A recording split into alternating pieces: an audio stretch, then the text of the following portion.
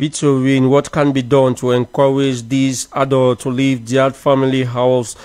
Give me Victorine says. A child should be financially independent, and that financial independence, it falls 90% on the government that has to create jobs for the youth. Because once the government does not create jobs for the youth, only a few youths are able to survive in the private sector. And we don't have a big market in Cameroon, because what do we first of all produce? And who are the people to buy? When there is unemployment, there is no money circulating, so it becomes very difficult. So I think the government has a very large role to play. And then secondly, the parents too should encourage their children to invest in the private sector, to try to do things on their own, to go into petty trading or do some farming, so that they will be able to have some finances and then will be able to make ends meet.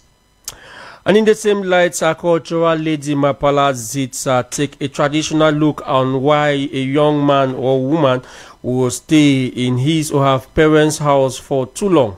Take a listen to her report. Co-residing with parents is something which is common, especially in our contemporary African society where financial independence is not easily attainable. Some parents, in a bid to instill family or particular cultural values in their children, often get too engaged in the lives of these children, so much that the latter becomes too comfortable sticking around these parents even after marriage.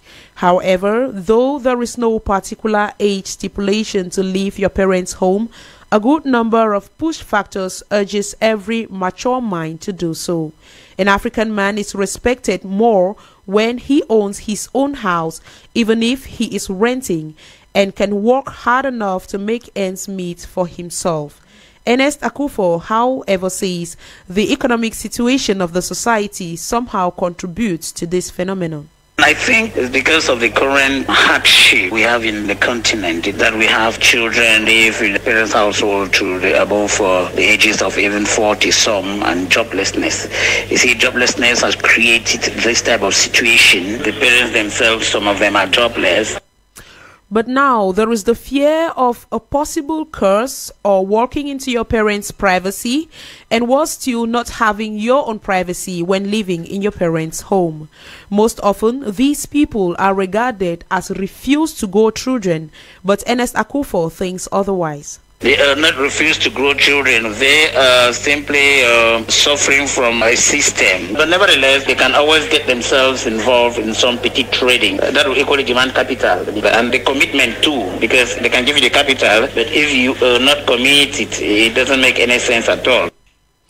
It is, however, very important to be matured, be responsible, which will encourage personal growth. We are listening to Royal Afternoon Edition, the 2 p.m. newscast coming to you from Royal 88.4 FM. The manner in which climate changes affects the manner in which you receive extreme weather conditions around the globe. The climate would always change, but the human factor boosts the change in the climate.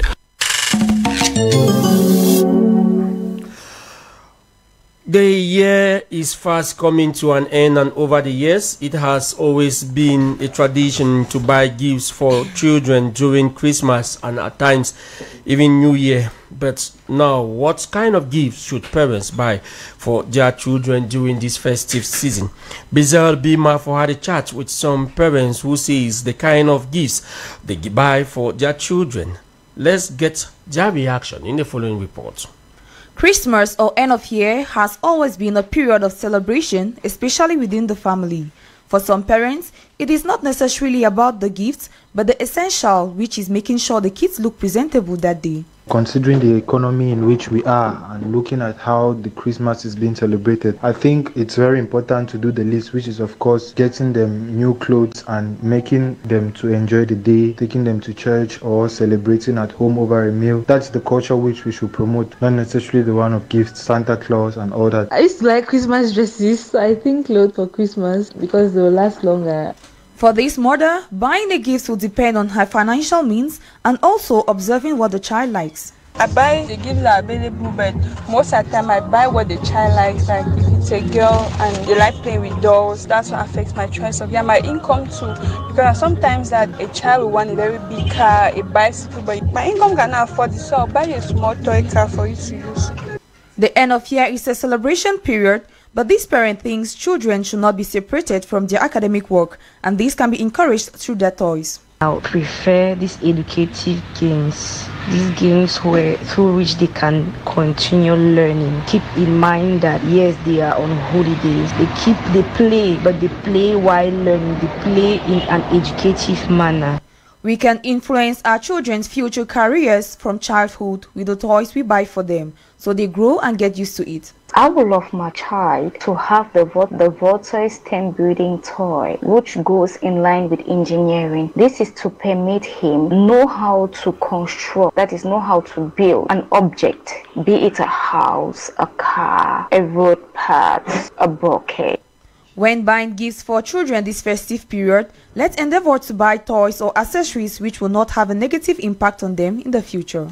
Biza Bima for in that report will take you to this government news. The government has given 1 year ultimatum, that is from the 22nd of December 2021 till the 22nd of December 2022 to companies producing sachet whiskey to respect the rules and regulations governing the production of these sachet whiskey, or else sanctions shall be applied on their companies. Due to this decision, some Cameroonians speak on the microphone of our reporter Jessica Atangana on the government decision plus the consumption of this sachet whiskey. Take a listen to her report. In most quarters, it only takes 100 francs to get a sachet of whiskey. Some even make it a breakfast to the point where one wonders if this product is really forbidden for sale and consumption on Cameroon soil. But what do people think of sachet whiskey? I think sachet whiskey is not good for your skin. People will not want to buy beer. They don't have money to buy one beer, and they prefer to take one sachet when the price is 100. Now another decision comes out concerning the fabrication of sachet whiskey, and this leaves some Cameroonians indifferent, like Thomas. The minister has been saying always now, but if I have money, I drink whiskey in sachet. If I have money, I drink my beer. That's how normally it's beer, because normally beer is good in my head, because whiskey in sachet is a drink me. The consumption of sachet whiskey leads to health problems like high blood pressure, high cholesterol, and high disease, and heart disease, and must be banned by the government by some Cameroonians, like Joshua explains. It's good because the problem is stop to produce. Because it's not stop to produce, then also consult government to stop down production, because it's not fine for your health. It destroys your skin small from my view, and one see. Nonetheless, the government decisions to leave Cameroonians thinking that leaving time to regulate the manufacture of this sachet whiskey can be a way to promote a product which should be banned forever. Jessica Tsangana in that report. A 5-day deadline has been given to roadside vendors and commercial motorbike riders to liberate mostly the streets leading to the Omispor and Olembe Stadia in Yaoundé. If not, they shall be sanctioned. Governor Nasseri Paul Biya made the announcement this Tuesday during a sensitization campaign to fight against incivility in our society. We talk politics to say the president of the Northwest House of Chiefs, who also doubled as ruler of the Mba Yankum Fundum in Mbabalang, Ngokutunja division, has been kidnapped. According to sources, Fon Shimintang II was picked up in his palace by suspected separatist fighters this Tuesday. Worth noting, this come 1 year after the election of regional councillors. What can account for such happening and its impact on the quest for peace in this region? Fimi Crispin interviewed a geostrategist and compiled his view in the following report. It should be recalled that the kidnapped ruler heads the Northwest House of Chiefs, a body instituted as part of post-national dialogue resolutions owing to the special status for the Anglophone regions. Nonetheless, Dr. Kegden Louise-Marie explains that such happenings is as a means to pass out an information. Kidnapping during a war is one, a communication activity for or against what they are fighting for. For instance, now they can say we are against the Republic and we didn't want you to be part of the Republic, and that chief accepted to be part of the Republic, and they are transmitting a message to the rest of the chief community and to the rest of the national community or international community. Moreover, the fact that the Fon is leader of the Northwest House of Chiefs could be the main reason for his kidnapped, given that it can be used to extort a sum of money. They might be looking for fundings, a lack of fundings. What will happen is that they may ask to pay in order to have access to the chief. It's another way of funding war. You will see it almost everywhere where you have this kind of war. The political analyst further attests that these incidents may have no negative impact on the state's quest for peace, but dialogue, he says, remains the best option. The war begins around a table and ends around a table. So let us sit and talk. We will spend years and years to fight, but at the end of the day, we will have to sit around a table and solve this problem. So it is useless to continue this war for both parties. It is not the way to solve this problem. You cannot die to obtain what you will have for free tomorrow. Worth noting that similar traditional rulers have in the past been adopted. Finwick Crispin in that report, we talk environment. In this newscast to say variation in rainfall has been noticed in Yaoundé and its environment, where it rains early in the morning and sunshine in the later parts of the day. This has pushed many Cameroonians to ask the question, which season are we in? Is it the rainy season or dry season? Climate expert says this is the effect of climate change in our society. Primus Bongwa is a climate change expert. He talks about the issue of variation in weather conditions. Extreme weathers are occurrences that happen in the environment. Severe weather and climate conditions which can cause devastating impacts on the community and on agriculture. We know that weather has to do with rain, snow, sunshine and all that, but when we talk about extreme weathers, we talk about the gravity at which these weather conditions come in. We can talk also about high heat waves. Fortunately for us, we don't have that too much this way. It affects mostly regions in northern hemisphere. Extreme weather is weather conditions that come, the gravity is elevated, not just simple rains that you can see or simple sunshines. Primus Bongwa goes further to say man's activities on the environment is a leading factor of climate change. The manner in which climate changes affects the manner in which you receive extreme weather conditions around the globe. The climate would always change, but the human factor boosts the change in the climate. For instance, the manner in which we exploit the environment, the manner in which we cut trees, the manner in which we industrialize and produce things weakens the ozone layer and cause a lot of devastation to the climate. Now, this human print of climate change, it's the worst form because it has severe consequences. With change in climate, which is a natural occurrence, it can always be managed. But when you find yourself in an environment where the human factor has so much boost on the change in climate, the resulting effect when it comes to extreme weather, it's always very, very devastating. We'll take you out of the country. We begin in Germany, where Olaf Scholz has been sworn in as Germany's new chancellor, bringing an end to Angela Merkel's historic 16-year as leader. He was voted by the German parliament, where his third-party coalition has substantial majority and given a standing ovation. His central-left Social Democrats will govern alongside the Green and business-friendly Free Democrats. Who is Olaf Scholz? He was born on the 14th of June 1958, making him 63 years old today. He has served as Vice Chancellor of Germany under outgoing Angela Merkel. Olive Scott has also served as finance minister from 2018 to 2021. He was also first mayor of Hamburg from 2011 to 2018, deputy leader of the SPD party from 2009 to 2019. Scott is a lawyer by profession and was called to bar in 1985, specializing in labor and employment law. He became a member of the SPD in the 1970s. In the following sound bites, let's get an outline of Mr. Olive's government as explained by Kate Benning to Europe News. Coalition deal between Germany's Social Democrats, Greens and Free Democrats was signed and sealed on Tuesday, paving the way for the new government to be sworn in.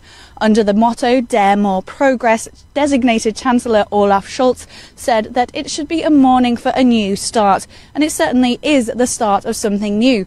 The three parties in the so-called traffic light coalition are somewhat unlikely bedfellows, and the coming 4 years are certainly going to be a tricky balancing act, particularly when it comes to issues of spending and also climate protection measures. But first of all, the number one priority right now is of course the ever-pressing issue of the pandemic. So all that's left to do now is for the Bundestag, Germany's lower house of parliament, to elect Scholz as Chancellor. And that's taking place in a secret ballot.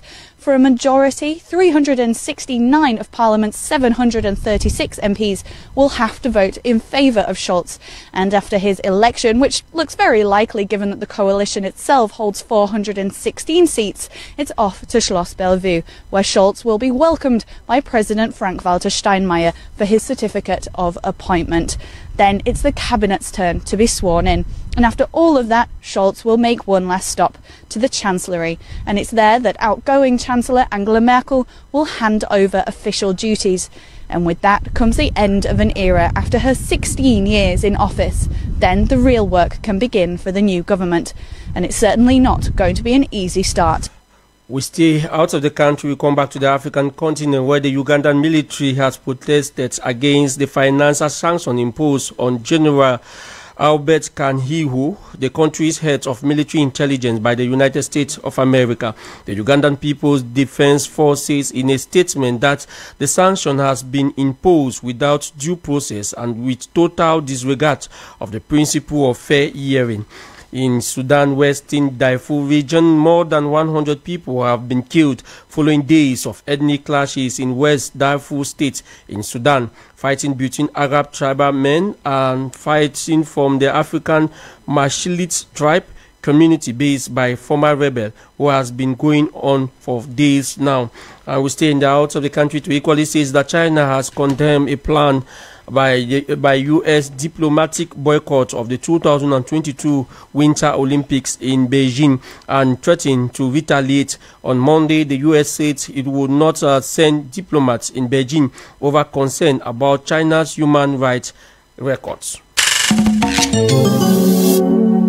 We talk sports in this newscast. Let's welcome Ben Emmanuel Kum for our 2 p.m. sports page. Good afternoon to you, Emmanuel. Hello, Abel. Good afternoon. Emmanuel, let's begin with golf, where the 3rd edition of the Open Golf Charity Elisa Latin Sen Foundation entered day 2 today.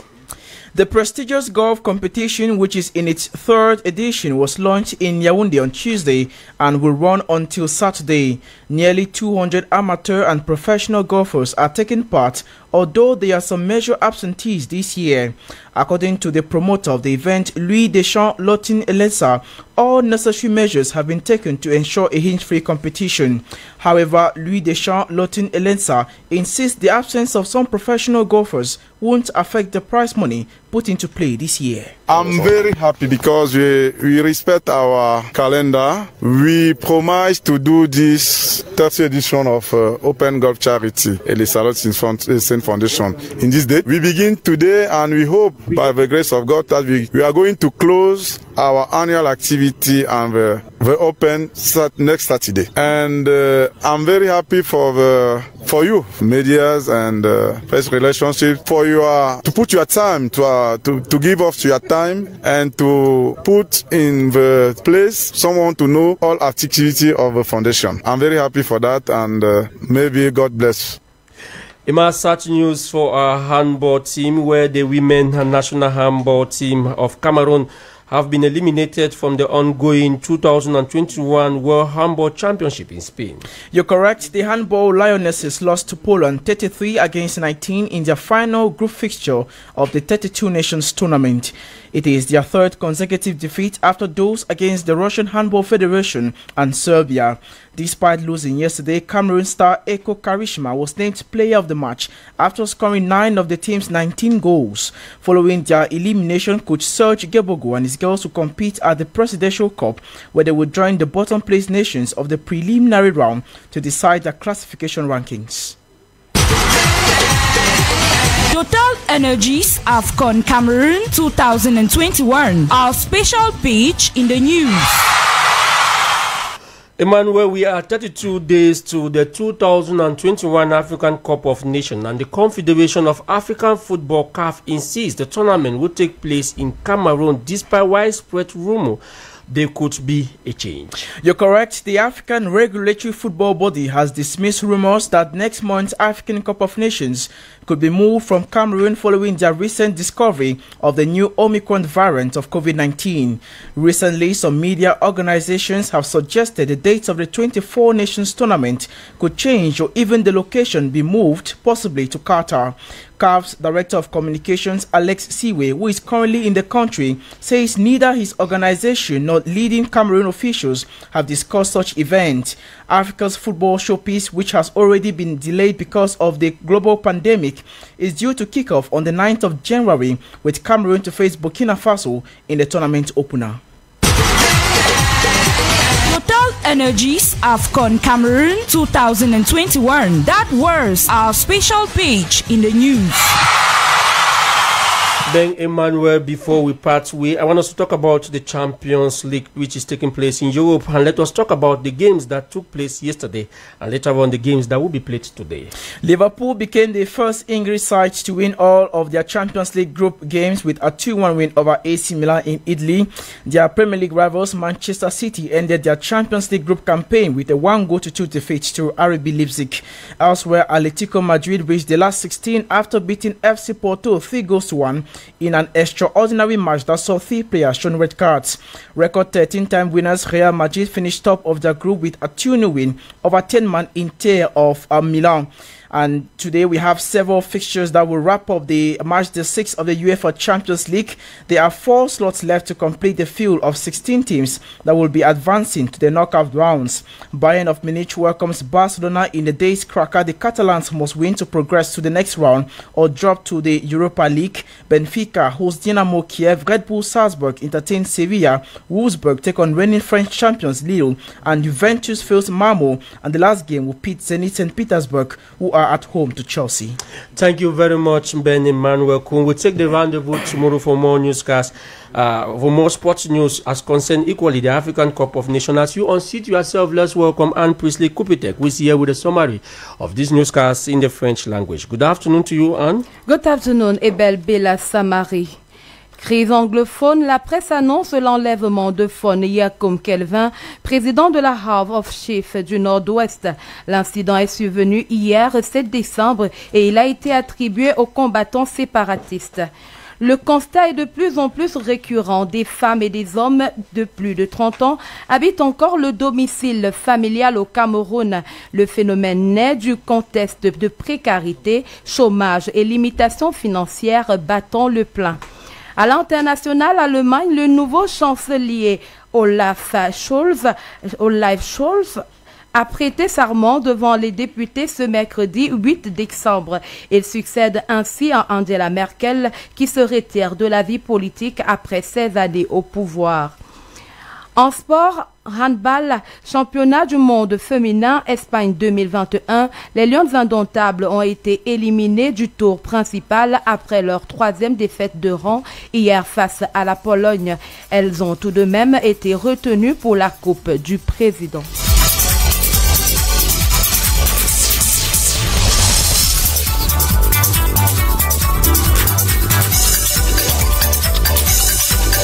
Thank you very much, Anne Priestley Kupitek. It is with that summary in the French language that we wrap up this edition of our 2 p.m. newscast, in which we look at the reason why some people above 30 years old still find themselves in their parents' compound. And more newscast will be yours at 6 p.m. Abalingua version between Anilizet Ambassa and Diesel B. Mafo. Join the other newscast at 6 p.m. Royal Morning News, 8 a.m. Royal Morning News in the French language, Royal Media at 12 noon, and Royal Afternoon Edition at 2 p.m. The team keeping you company this afternoon is made up of Karopo Dancien, Teresa Copyright Clark, Solomon Sana is our sound engineer, Lenkwek video editor on our Facebook page, Royal FM Cameroon. The news was produced by Finley Crispin with editorial coaching coming from Jean-Pascal Salah. Coordination was done by our station manager, Bertrand Owuna. General supervision was ensured by Reverend Pastor Emmanuel Norbisai. For presentation, my name is Abel Bela Samari. Up next, Orifel Actu with Roger Kek. Good afternoon and stay blessed. Docteur, montez voir la famille à Noël.